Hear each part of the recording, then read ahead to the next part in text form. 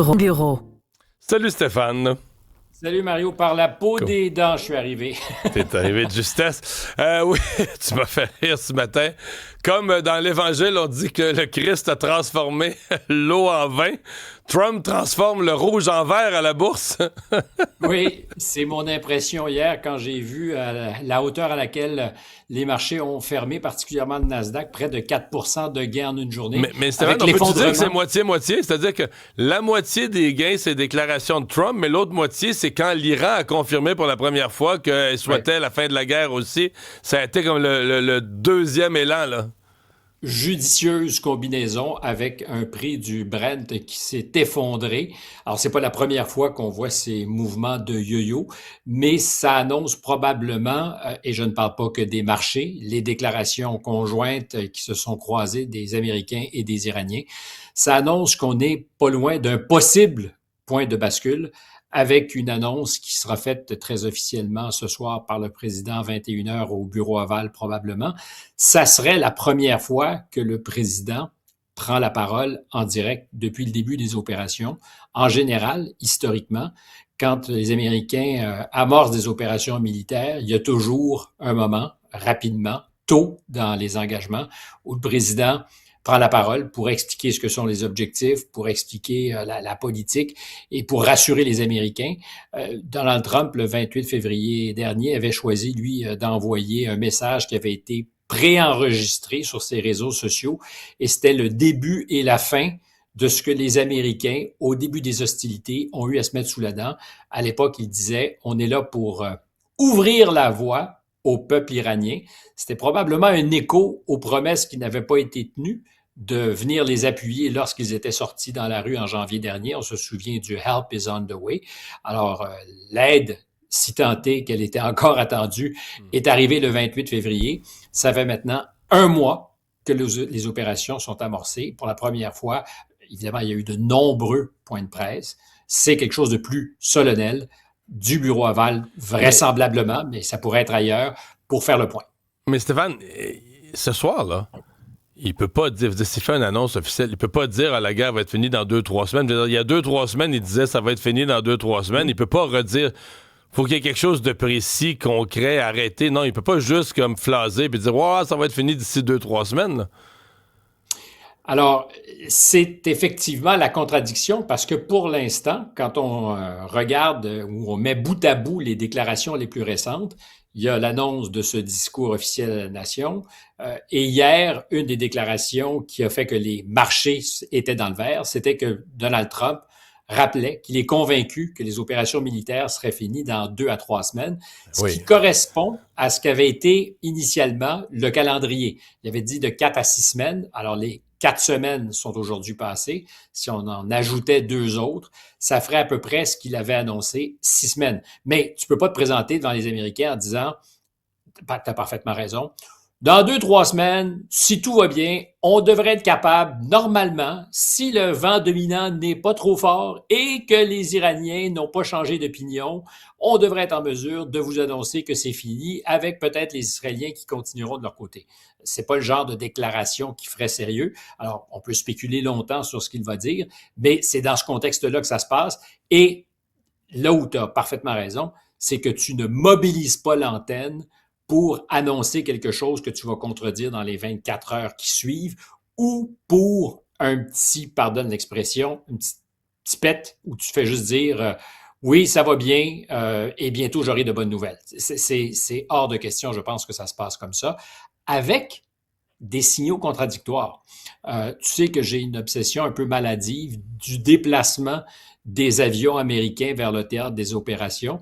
Pour moi, c'était l'arrivée d'avions AWAC, les Sentry, les Boeing Sentry dans la région, qui était la dernière pièce qui allait permettre de dire les opérations vont démarrer. De fait, ça a commencé, je pense, quelques jours plus tard, parce que sans ces avions qui font de la couverture radar, mais qui sont aussi des postes de commandement aérien, il est difficile de mener les opérations qu'ils ont menées depuis un mois. Là, depuis 48 heures, c'est, je pense, une vingtaine, peut-être davantage, d'avions A-10, les Warthogs. Quels sont-ils? Instruis-nous. J'avoue que les A10, je pourrais pas les décrire trop, moi. C'est le cheval de trait de l'aviation militaire américaine pour des opérations au sol. Au départ, le Oh, mandat, c'était de détruire des tanks. C'était des avions qui avaient pour fonction de détruire les tanks ennemis. C'est des avions qui appuient des opérations d'infanterie. Ils en utilisent en ce moment, les Américains, un peu en Irak pour s'attaquer aux milices qui sont associées aux Iraniens. Ils en ont utilisé quelques-uns dans la région du détroit d'Ormuz pour essayer de passer à la moulinette les installations antiaériennes, des postes de garde probablement, des gardiens de la Révolution. Mais là, dans les 48 dernières heures, sont arrivés en Angleterre. En général, ils partent de la côte Est, vont en Angleterre avec des avions de ravitaillement qui les accompagnent et de l'Angleterre vont vers le théâtre des opérations. Ça va avec... Alors, c'est un signal. Quand tu fais ça, tu dis quelque chose. Il y a, tu sais, en diplomatie, il y a ce que tu dis, il y a ce que tu ne dis pas, mais qui est su de tous. C'est la mobilisation de la 82e brigade, par exemple, aéroportée dont on a parlé, ou de Marines qui sont envoyés du Japon et de San Diego. Ça ne veut pas dire que tu veux les utiliser, mais le message, c'est on se donne des moyens. Le Pentagone aura ce qu'il faut pour, non pas envahir l'Iran, on s'entend, mais être capable d'établir des têtes de pont. Et là, si tu déplaces des Warthogs, qui sont de vieux avions au bout de leur vie utile, mais qui sont encore redoutables, c'est un autre message. Tu dis, s'il fallait que ça ne fonctionne pas, les négociations par exemple, on aura les outils pour passer à la prochaine étape. C'est donc toi, tu peut-être... vois toute la mise en place d'une opération au sol à ce point-ci plus comme une menace, là, comme une espèce de Oui, couteau sur la gorge des Iraniens, que comme une avec... volonté. D'abord, le plan A, ça serait de pas l'utiliser. C'est ce que je présume, avec la possibilité, bien entendu, alors qu'on voit des images pour ceux qui nous regardent à la télé ou sur leur ordinateur du Warhog, c'est un avion redoutable. C'est évidemment possible qu'il y ait encore une opération coup de poing pour prendre une île. Moi, l'île de Khark, j'y crois de moins en moins, mais il y a ces petites îles qui sont dans le détroit d'Ormuz qui pourraient être rapidement sous contrôle américain. Une manière de dire, voyez le message, on est capable de se déployer, on n'a pas peur. Mais au total, je crois, oui, qu'on est dans une manœuvre pour permettre de se donner les moyens de négocier en position de force. Est-ce que les Iraniens sont sensibles à ça? Je ne peux pas le dire, mais Mhm. c'est évident que tu ne le fais pas pour rien. Et puis, je serais tenté de te dire que dans le discours du président, tu l'as remarqué aussi sans doute, changement de régime, c'est déjà réglé. On en a parlé. C'est de Ouais, nouveaux il interlocuteurs. dit négocier avec le nouveau régime, là.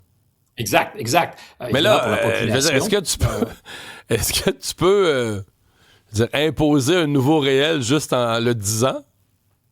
Tu sais que On vit Robert beaucoup Bourassa dans se ce vantait monde-là. de pouvoir faire ça, là, que quand tu affirmes une chose à moitié vraie, mais avec confiance et répétition, à un moment donné, ça devient une nouvelle vérité sur laquelle tu peux t'appuyer. Là, mais... Je te rappelle, et c'est pas pour ajouter à l'obsession de Donald Trump, que les équipes de Joe Biden ont dit à répétition que tout allait bien. Et quand on le voyait reculer plutôt que d'aller vers un événement officiel pour une séance de photos, c'était pas anormal, c'est parce qu'il s'intéressait à un parachutiste qui était arrivé derrière lui. C'est arrivé, par exemple, lorsqu'on célébrait l'invasion, le débarquement en Normandie.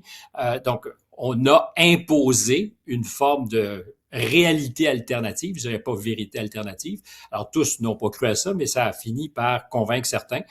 Alors oui, Donald Trump est dans le même film à dire, nous avons changé de régime, alors que pour l'instant, c'est peut-être des gens plus radicaux qui sont au pouvoir. Donc, il y a de nouveaux interlocuteurs. Pour autant, c'est pas un nouveau régime. Mais il y a pour Donald Trump, je dirais, une possibilité à très court terme, et là, on change de front, de dire on a réussi là où mes prédécesseurs ont échoué, c'est peut-être qu'il sera facilité un changement de régime à Cuba. Il y a un pétrolier russe qui est arrivé il y a une vingtaine d'heures, une journée, qui va donner un peu d'autonomie, permettre aux Cubains de respirer pour une semaine ou deux. C'est des milliers, des dizaines de milliers de barils de pétrole qui sont arrivés. Trump, qui fait un peu comme les Iraniens, c'est lui qui contrôle le robinet, qui dit qui rentre ou rentre pas à Cuba. Donc, les Cubains dépendent de ce que les Américains ouvrent la voie à ce pétrolier russe. Je pense que ça s'inscrit dans des négociations officieuses qui ont lieu entre la famille Castro, pas le président au pouvoir, la famille Castro et l'administration Trump. Et si tu te souviens aussi de l'histoire, j'en parlais cette semaine, en 1983, les Américains ont été rudement égratignés, au Liban en particulier, une bombe qui avait fait exploser l'ambassade, les Marines qui étaient en baraquement à l'aéroport, 241 militaires qui avaient été tués, et la réponse qui avait été offerte par l'administration de M. Reagan, d'ailleurs quelques jours après l'attentat qui a tué ces militaires à l'aéroport, c'était l'invasion de la Grenade en octobre 1983. Aujourd'hui, à défaut de changer le régime en Iran, Donald Trump pourrait et là, il y a vraiment, c'est le cas de le dire, une grenade découpillée parce que ça pourrait exploser à Cuba. Je parle du régime politique. Ça pourrait être pour Donald Trump la preuve que s'il n'est pas capable de changer vraiment le régime en Iran, il va peut-être être capable d'offrir quelque chose à ses électeurs, pas très loin, à Cuba. Et ça serait une espèce de prix de consolation, peut-être de consternation pour certains, mais politiquement, un changement de régime à Cuba, c'est dangereusement payant. En Floride, très important. Et donc, c'est peut-être aussi dans les cartes qu'il a une possibilité très rapidement de faire oublier si c'était une sortie. Je disais plus tôt, et je termine là-dessus, Donald Trump est en train peut-être de préparer, tu pardonneras ici la métaphore peut-être un petit peu graveleuse, il prépare un retrait préventif pour ne pas être le père d'une guerre qu'il ne veut pas. Parce qu'il dit depuis le début en Iran, c'est pas une guerre, c'est une petite excursion, un pique-nique, et peut-être que ce soir, il nous dira qu'il n'y a pas eu de guerre, qu'il s'en retire, et à défaut d'avoir le succès qu'il espérait, il pourrait peut-être dire dans quelques semaines, Cuba, c'est tombé comme un fruit mûr, et regardez, c'est la diplomatie ou la machine Trump à l'œuvre. Et ça serait effectivement un prix de consolation. Merci Stéphane.